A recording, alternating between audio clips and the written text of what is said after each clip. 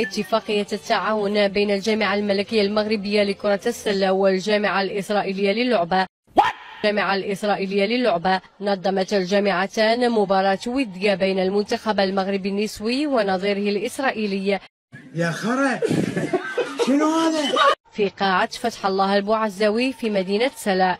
نتيجة مشرفة ولو في مباراة ودية أمام فريق يمارس في البطولة الأوروبية وينافس أعتد الأندية الدولية. واخويا الجزائري كيما شفت بعدما يعني منتخب ايرلندا رفض حتى يصافحهم، لو ماروك احتضنهم، يعني ولا انصهار تام بيناتهم، ما مشي يحشموا وراهم يخرجوا وراهم يهضروا بهذا الشيء وراهم يفتخروا به. وايضا راه كاين فيديو اخر كتشوف يعني تاني حتى في الدواء في الصيدله ولا عندهم يعني انصهار تام. احبابهم هادو احبابهم اللي بغوهم، خليكم تسمعوا الفيديو كيفاش يرحبوا بحبابهم.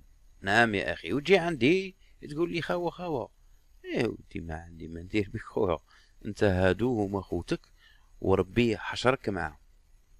عندنا مرحبا بكم. كاين المغرب هذا ما عندكش واش تخاف. كاين السوق هذه ما كاينه ولا ما دابا انت لاخين بروخي ما باي بموروكو انا حنا مخاكيم لاخين دابا انت لاخين بزا امالكمش لاخين كاين زين حنا فرحانين بكم وكنتسناوكم. نجي مرحبا بكم.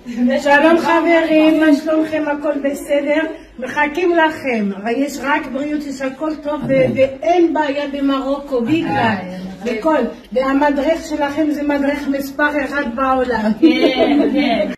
نعم، اتفاق مشترك، دفاع مشترك، اتفاق تعاون في الرياضة، يعني في الثقافة، في الأديان، وحتى يعني وصلوا في تاني حتى لا حول ولا قوة إلا بالله. كارثة هادو لي فوازان هادو، ربي بعدهم علينا.